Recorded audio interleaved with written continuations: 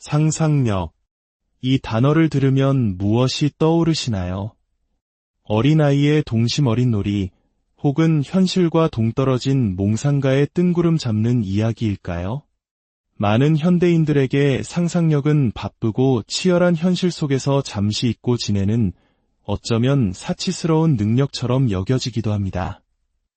하지만 만약 상상력이 인류를 지금의 모습으로 만든 가장 위대한 원동력이자 우리 각자의 삶을 의미와 깊이로 채우는 핵심적인 열쇠라면 어떨까요?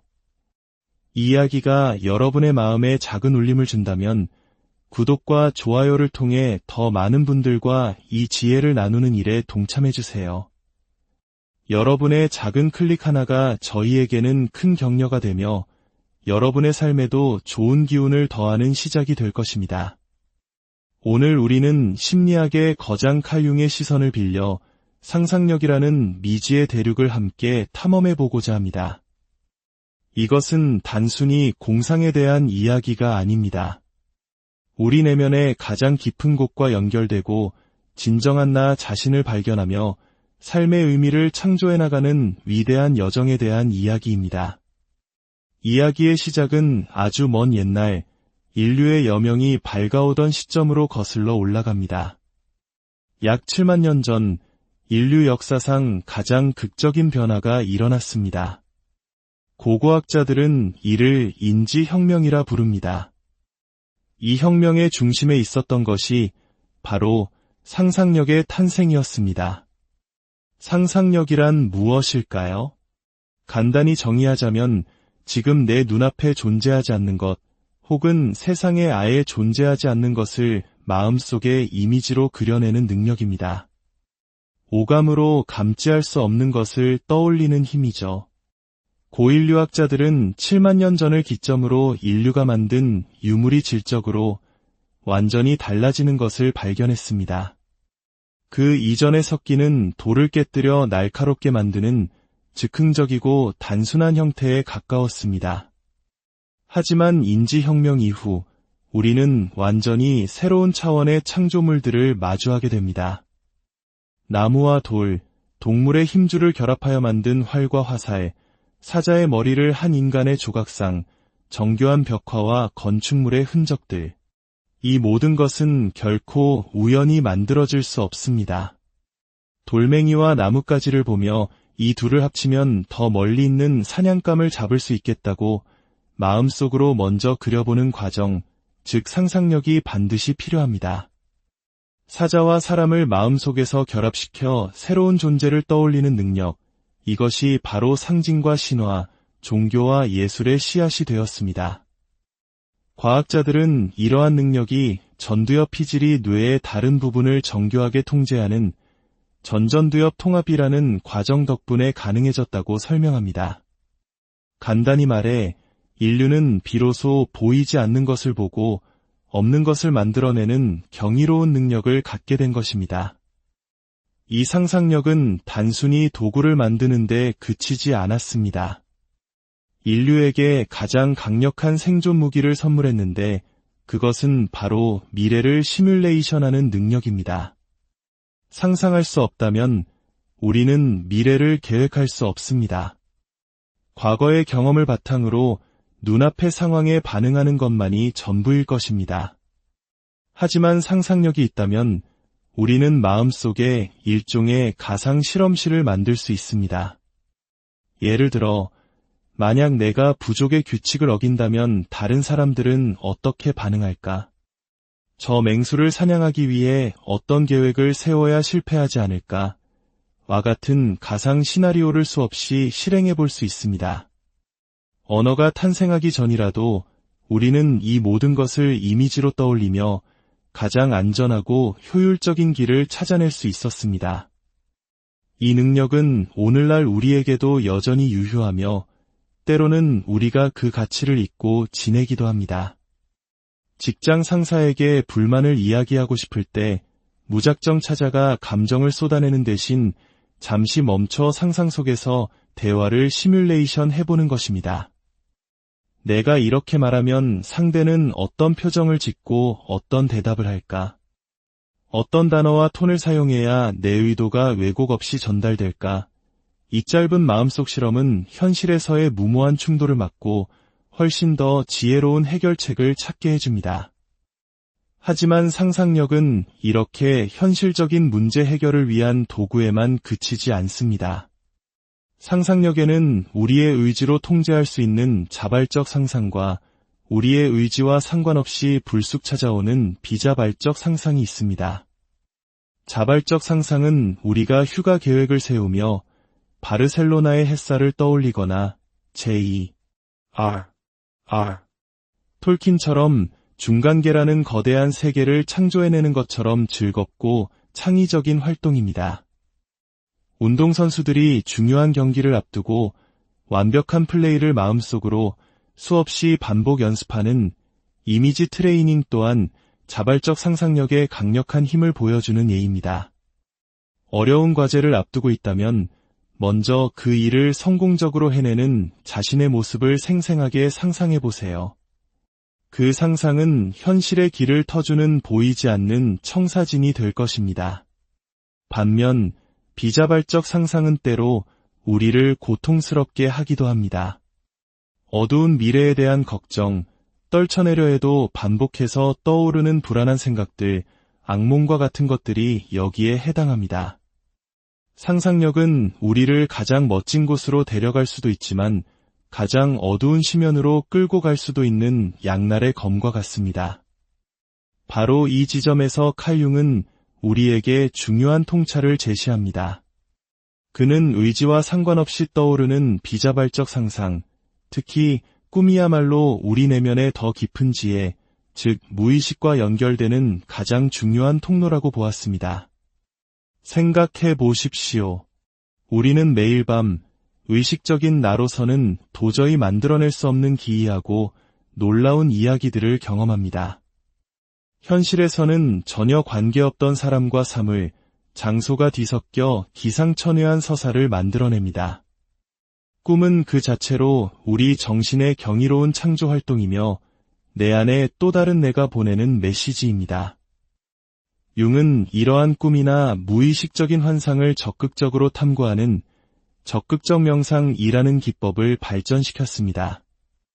이것은 단순히 공상에 빠지는 것이 아니라 꿈이나 마음속 이미지와 의식적으로 대화하고 관계를 맺는 과정입니다. 그 이미지가 스스로 움직이고 말하도록 허용함으로써 우리는 의식적인 내가 알지 못했던 내면의 지혜와 마주하게 됩니다. 이것은 더 깊은 차원의 실제, 즉 프랑스의 철학자 앙리 코르뱅이 문두스 이매지날리스, 즉 심상의 세계라고 불렀던 영역으로 들어가는 것과 같습니다. 코르뱅은 이 세계가 단순히 가짜나 상상 속의 것이 아니라 우리가 오감으로 느끼는 물질 세계만큼이나 실제하는 또 다른 차원의 세계라고 주장했습니다. 그리고 이 세계를 지각하는 유일한 기관이 바로 상상력이라는 것입니다.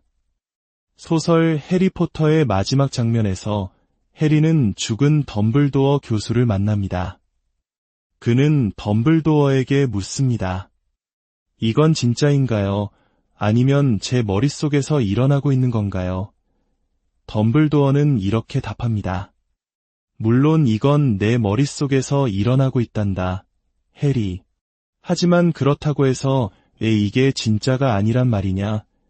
이 대사는 심상의 세계의 본질을 정확히 꿰뚫고 있습니다. 우리 머릿속에서, 우리의 상상 속에서 일어나는 일은 그 자체로 실제하며 우리의 삶에 지대한 영향을 미칩니다. 융 자신도 중년의 깊은 내적 위기를 겪으며 붉은 책에 기록된 수많은 환상 속 인물들과 대화했고 그 경험을 통해 얻은 지혜가 이후 그의 심리학 이론 전체의 토대가 되었다고 고백했습니다. 상상력은 또한 모든 창조성의 원천입니다.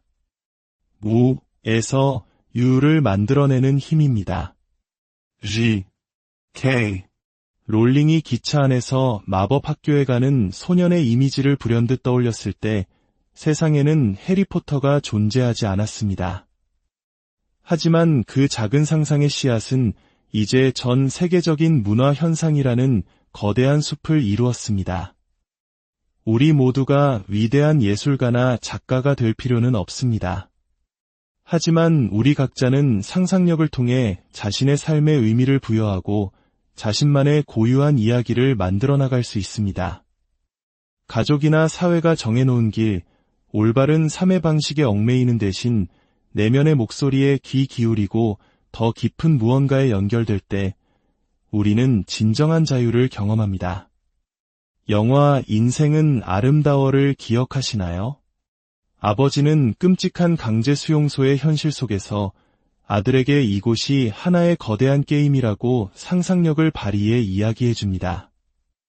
그는 상상력을 통해 아들을 잔혹한 현실로부터 보호하는 내면의 방패를 만들어준 것입니다.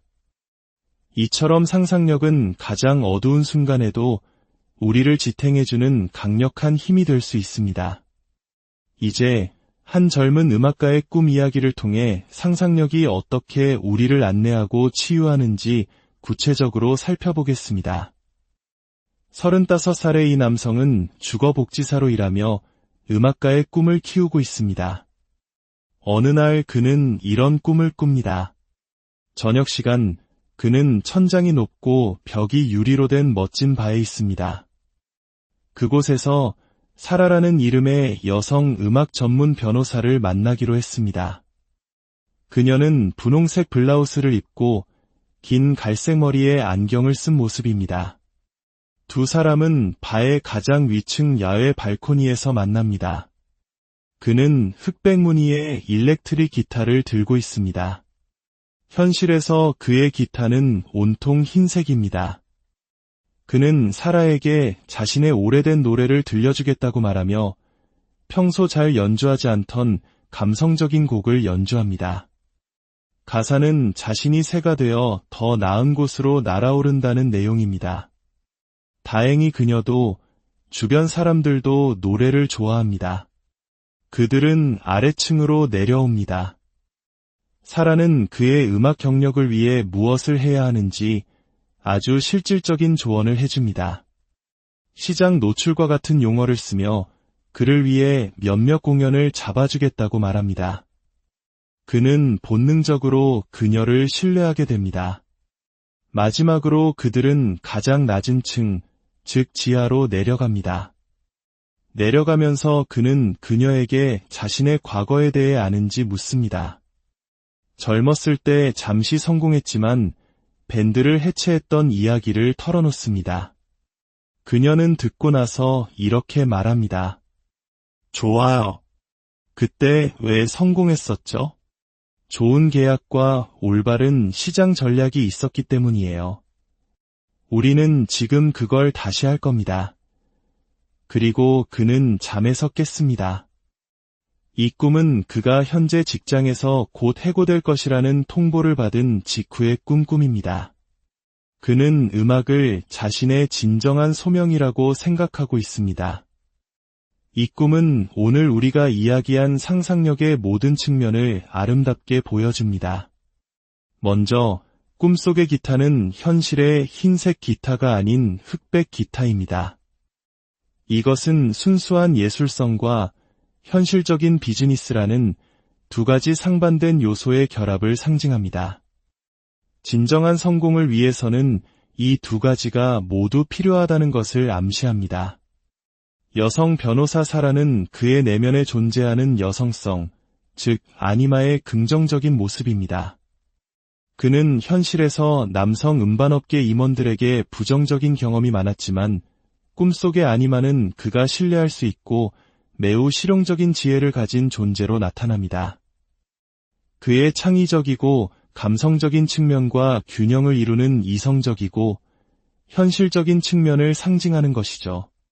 가장 중요한 것은 그들이 계속해서 아래로 내려간다는 점입니다. 발코니에서 시작해 메인홀을 거쳐 지하까지 내려가는 이 여정은 단순히 하늘을 나는 뜬구름 같은 상상에서 벗어나 현실에 깊이 뿌리내리고 무의식의 깊은 곳과 연결되어야 함을 보여줍니다. 가장 깊은 지하에서 그녀는 과거의 성공 요인을 분석하며 현실적인 전략을 제시합니다. 이 꿈은 해고라는 현실적인 위기 앞에서 그의 무의식이 보내는 매우 격려적이고 희망적인 메시지입니다. 너의 예술적 재능은 소중하다. 하지만 이제 그것을 현실 세계에 성공적으로 펼쳐낼 실용적인 지혜와 전략을 통합할 때다. 너의 내면에는 이미 그럴 힘이 준비되어 있다. 라고 말해주고 있는 것입니다. 상상력은 이처럼 우리를 회피하게 하는 도피처가 아니라 우리를 더 깊은 현실과 마주하게 하고 내면의 자원을 통합하여 앞으로 나아가게 하는 위대한 안내자입니다. 이야기를 마치며 다시 처음의 질문으로 돌아가 봅니다. 당신에게 상상력이란 무엇인가요? 그것은 인류를 탄생시킨 태초의 불꽃이자 우리 각자의 내면에 잠든 거인입니다. 그것은 문제를 해결하는 도구이고 우리를 치유하는 의사이며 우리 삶의 이야기를 써내려가는 작가입니다.